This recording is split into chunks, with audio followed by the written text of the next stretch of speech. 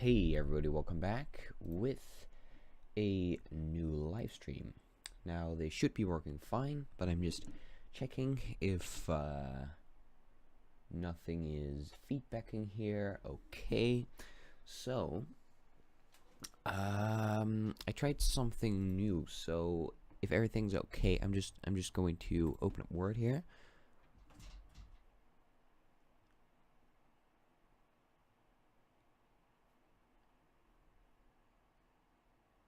Okay, yeah, so I try to make the delay in the stream a bit less. So that's now about 10 seconds, so that's nice. Hey everybody, welcome back. Today I'm going to animate a new piece of artwork. I did that in the previous stream, I believe, as well.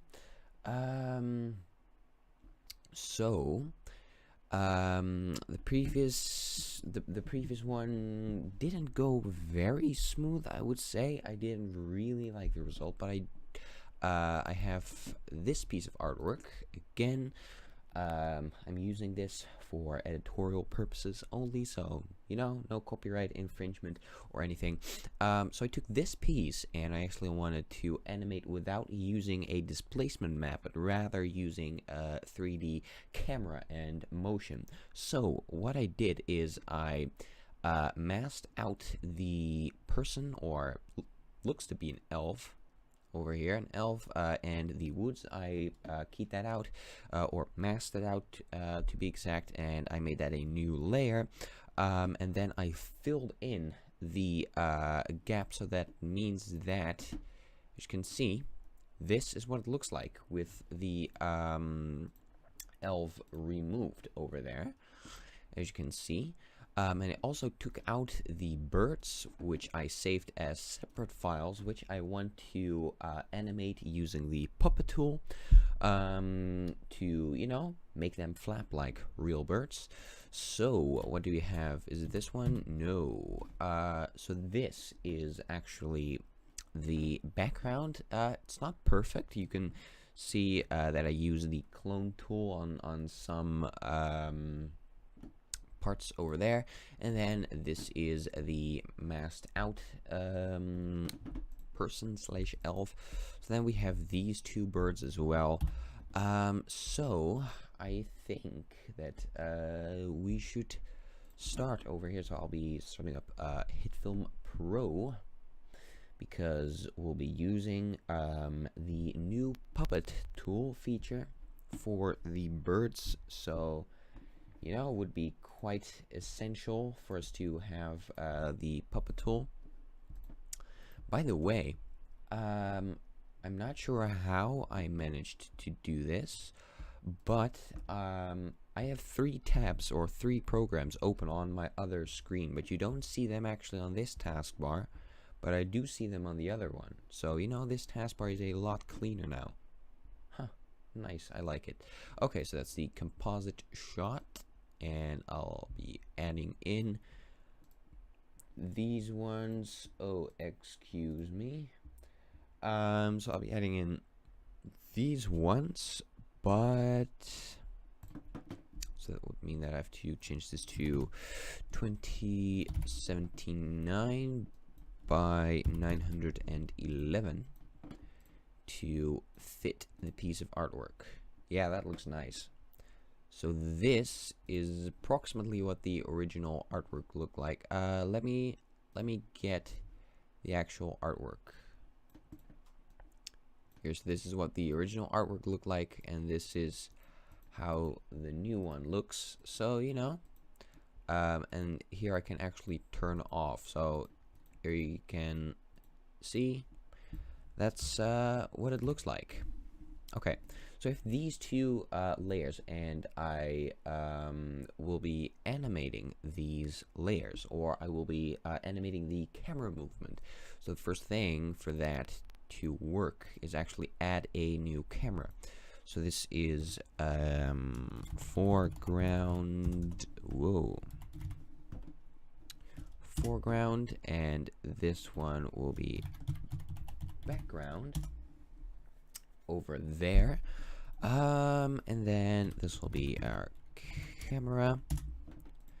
So I'll set my views to 2. So this one is a view from the top. Here you can see the 2 layers. This is the camera right there. But what I can do is take the foreground and actually move it closer to the camera, as you can see here, which means that if we change the position of the camera, so if we can move it up or down, so that's X and Y, as you can see there is a little bit of parallax movement, which means that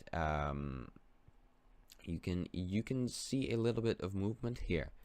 If you look over here, you can see that the stuff is now touching the rock over there. But if I move it down quite a notch, you can see that it does not touch the rock. And that's how you see objects in real life as well. If you have 2 objects right in front of each other and you move your head up and down, you'll see certain parts differently than if you have your head in a different position.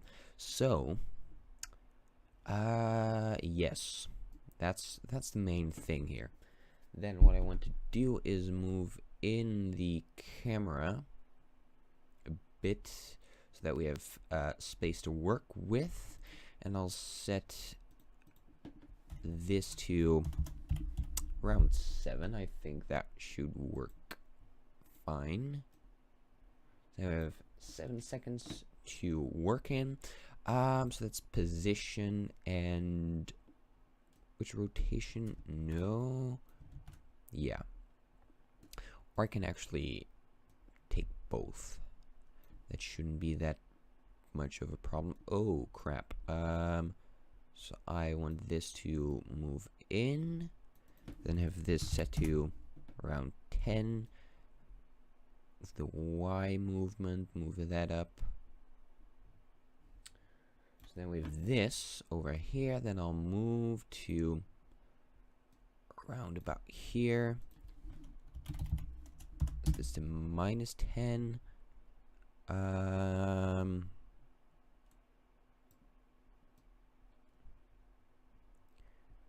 By the way, I'll have to set my background color to this nice red, because now you can see that this part over here is not covered because it shows the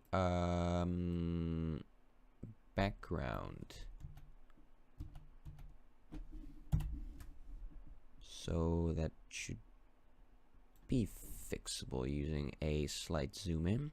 So now you can see the parallax effect is working, because you can see just watch these two objects and see how they interact with each other. You can see that it actually moves in front of it, so that's really nice. And then I want to animate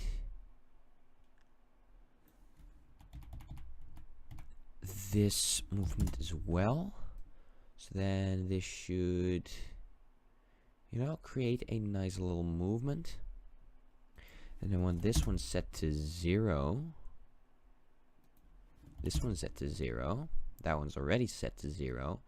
And then maybe have a nice zoom in. So then we would have, by the way, this is not the final movement. This is just to see how it would look.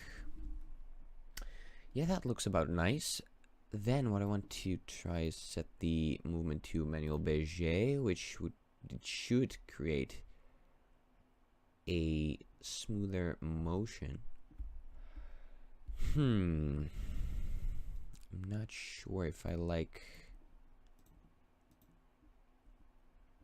this. Yeah, it should work fine.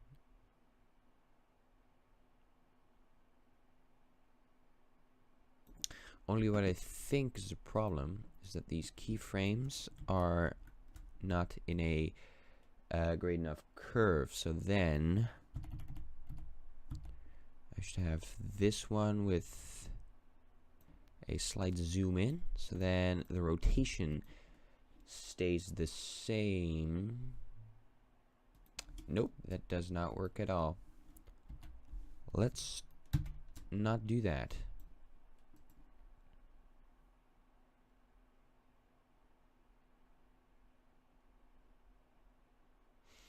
Yeah, that looks about right. Um, let's see. So then we have this movement over here. This is definitely not the end, by the way. This is just the beginning. Now I'll delete the floor plane over here so that we can actually see really nice of what we're looking at without having the checkered sort of grid overlaid. And that I actually think that this effect works out pretty nice. Also, the holes over here, they are hollow, so if we move, you can actually see that the color inside of it is changing to the background because, you know, it's hollow. It's showing the background through, so that's a nice little detail. Okay, so that's the first point.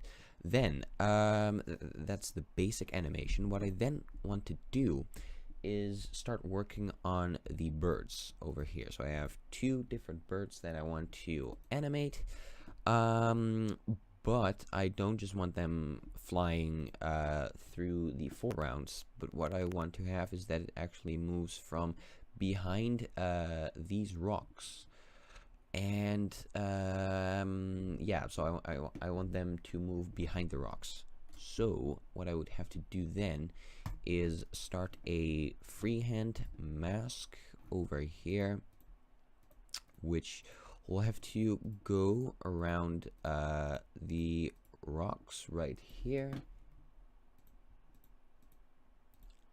And then we can split this plane up in, you know, two parts. The foreground and the background. Although I don't think that this is, wait, this is probably not the quickest method, so let me just load this up in Photoshop, and then I can just use the selection tool. So we'll need a separate plane for that,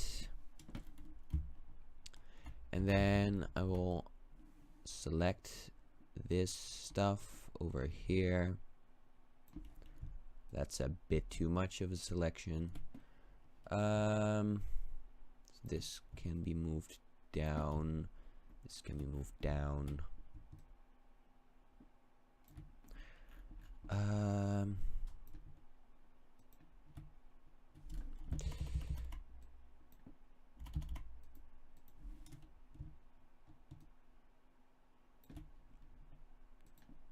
Yeah, that looks about right. Yeah, this is way faster than actually masking this out by hand.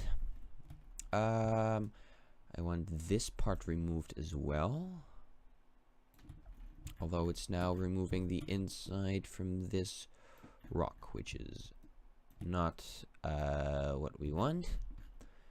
So then we have this. I then need to remove this here, but we still want this rock over there. So quick question: is there anything that you guys are working on? Is there some stuff that you're excited about? I would love to hear. Put it in the live chat. And then yeah, I think this looks about right. And then I'll need to refine the edge to make it a bit smoother. Okay, so then we can copy this out. Let's see, is that okay? Yes, that's okay. But now we can see that there's a little bit of a gap because we used feather, but that's not really a problem right there. So PNG layer, yeah, let's just call it 2. Doesn't really matter. So that should work.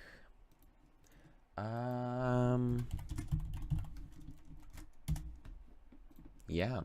So again, is there something that you guys are working on or excited about? I just had Venom Films enter the chat, so maybe he is working on something exciting.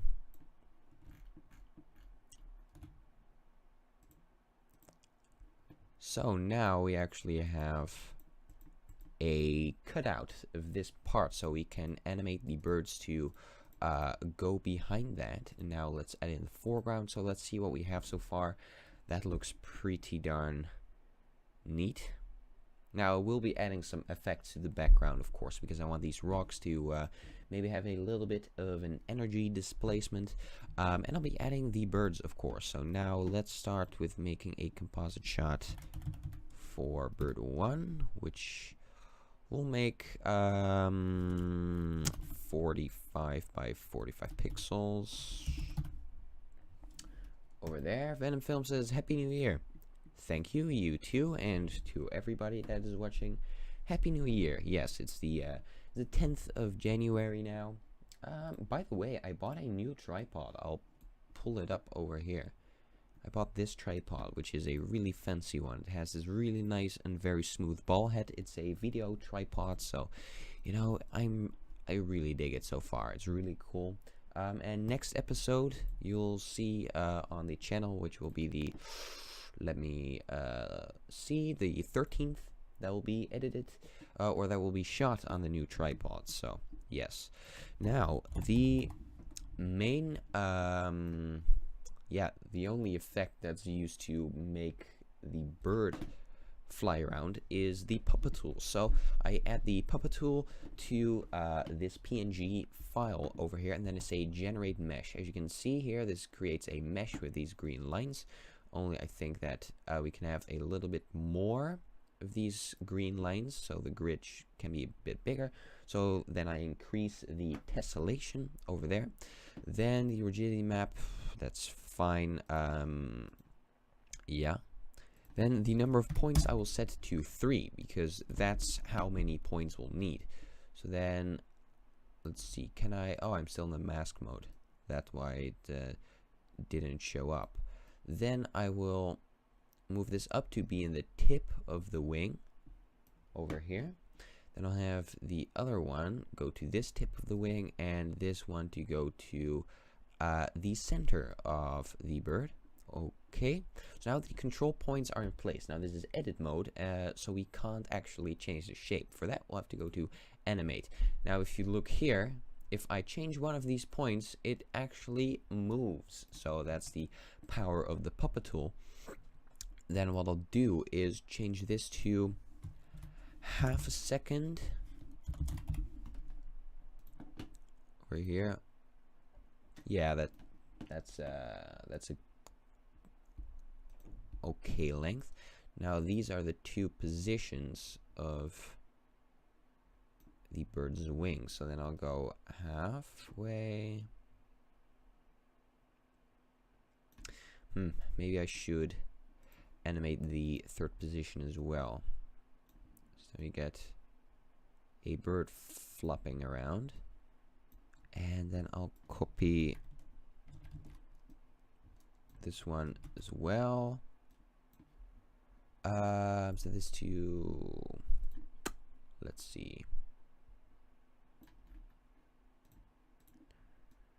What can we make out of this? Also, there's a,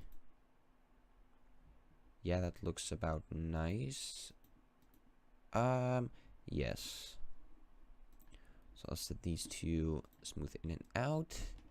And now let's see if we put this on repeat. That looks pretty funky. Although I think that this should be a little bit closer. Bit like this maybe. Yeah, that looks nice. So that's 019, 18 over here. So then we have this bird flapping around. Nice, love it. Over here. But this is, my clip was 7 seconds. So, take this, and I guess this will be an awful lot of duplicating. So 0.18. So yeah, but this is looped over here. So then I will duplicate this. This is probably not the most efficient way, but I'll roll with it. So this one should be at the beginning of this one. This one should be at the beginning of this one. So now we have a bird flapping around hysterically. That's fun, isn't it? So then we have... Oh no, that's not what I'm looking for. So then I think that these ones can go. And this is probably not the way it's supposed to go, but I find that this is the easiest way. That looks hilarious. So now if I add in the bird between this layer, you can actually see that. Oh, it's not 3D. Ha, nice. So if you put it in the 3D plane, you can actually see that. Oh wait, this is the image, not the actual composite shot. That's neat. You can actually see that it is flying there. The birds are flapping around, so that's nice.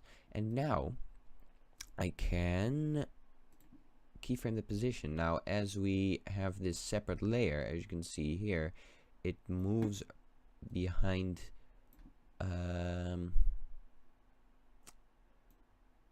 it moves behind these rocks. So now if I go over here, you have a bird flapping around.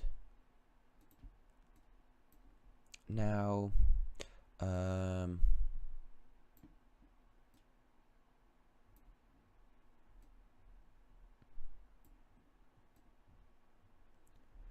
so that looks about... It looks pretty nice.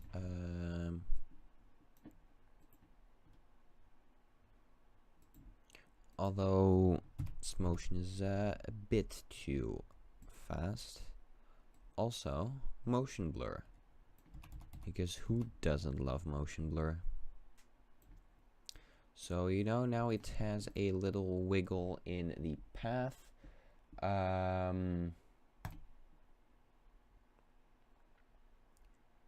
Yeah, sure, I guess that works, but I do want the positions to be closer. Yeah, that's funky. Okay, so that's the bird. That's a nice little element right there. So now that that's all finished, the animating itself, I think it's time for grading. Because grading is epic. So if we add... Oh wow. That actually looks pretty nice.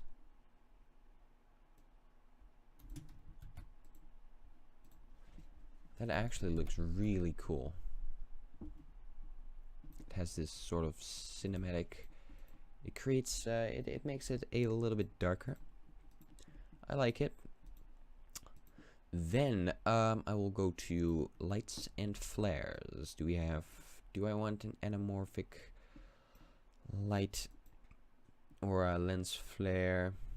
Looks pretty neat. Oh, I forgot the rocks in the background. I forgot to make something nice out of that. Oi oi oi. That's sloppy of me. Then I will take out the rocks as well. Or I'll take out these rocks, and then we can add a little bit of an energy distortion, because energy distortion is really neat. I think my keyboard is in Dutch, yeah.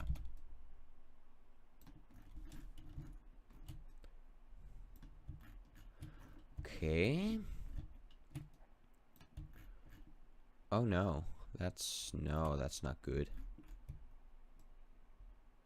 Why is it even selecting these?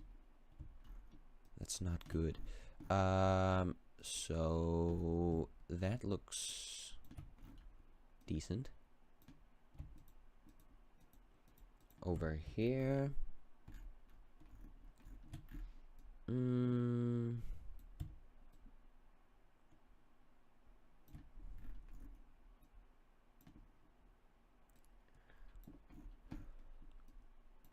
So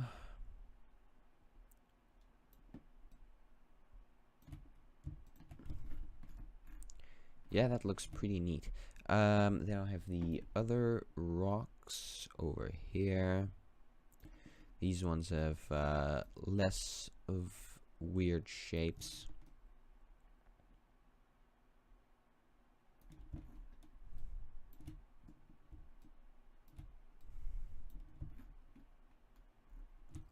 Okay.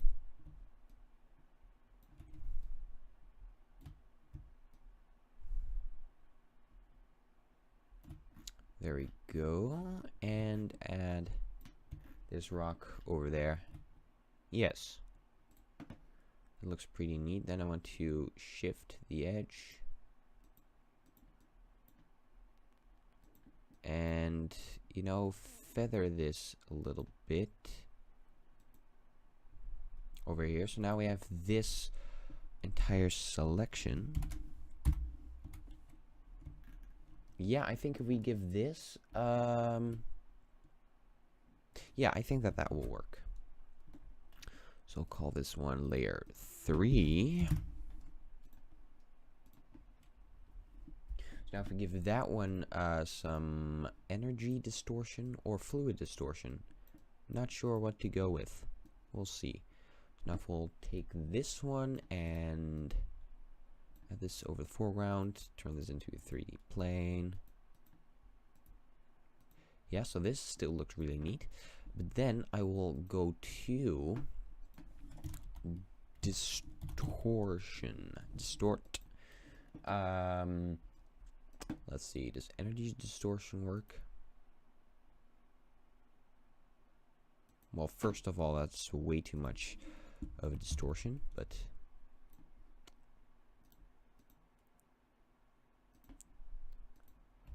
maybe heat distort might work better. Although diffusion strength, let's take out the diffusion there and take the distortion down a notch, because we want it to be some very subtle distortion. Yeah, that looks maybe set this to 30. Okay. And I'll take down the wind direction, so yeah, that looks pretty neat. And now because we have this in a separate layer, I can just take this one out. So this is without and this is with, which makes it just a notch more dynamic. And then we have this, which looks pretty nice.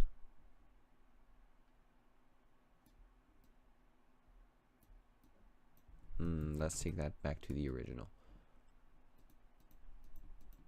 Yeah. So that's that one, and then we can go to lights and flares. And have, you know, light rays. Do I want any light rays? This is really cool because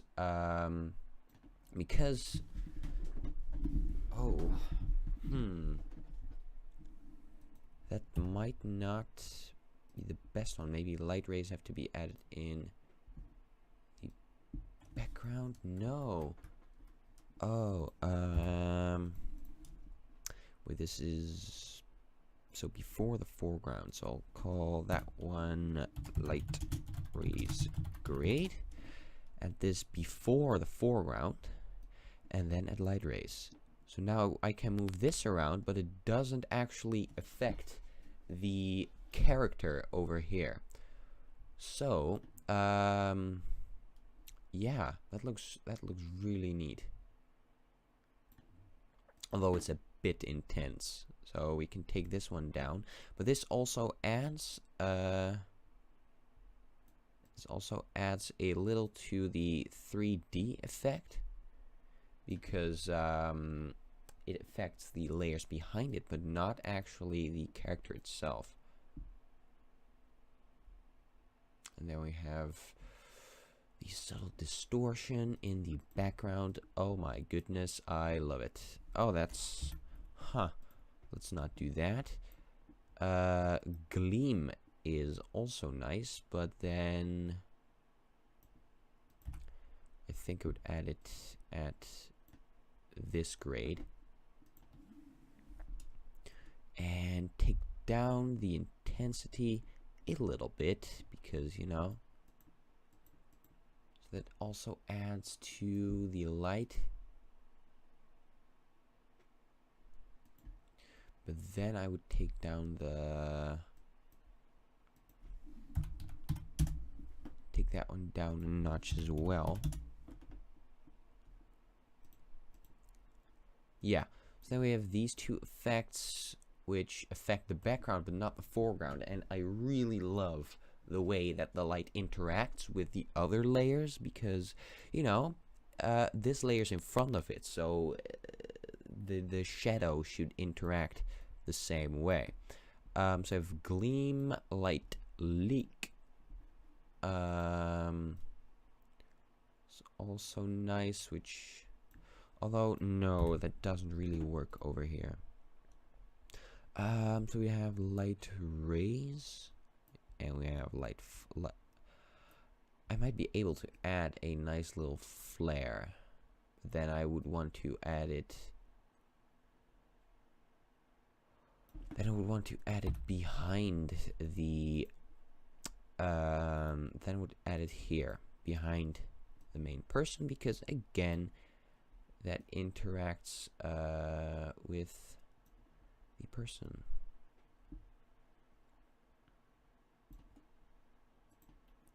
So then let's see, what do we have? Diffraction hoops. What's that?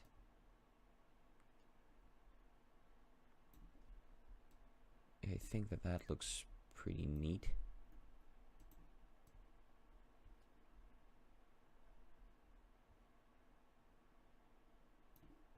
Although I would like the light rays to work with this layer right here, so that the point actually moves. Yeah, that looks. Wait, but that one is the bird, right? Oh, that doesn't matter. That's really nice. Oh, that looks really neat. And to think that all started with oh, and to think that all started with this image. So so it all started with this image over here, and that got turned into this one. Oh, that looks really neat. Okay, so I think, should I add? Not sure. I'll check. Video cinema overlay. Then I take the composite shot, scale it up a bit, add a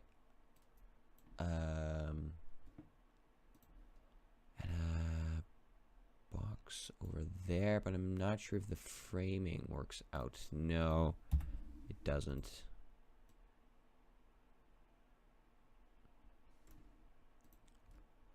Although this part looks really neat. So we have this one. But then the end, that doesn't work out. Huh. Turns out we're not working in the editor timeline then. But rather exporting this one.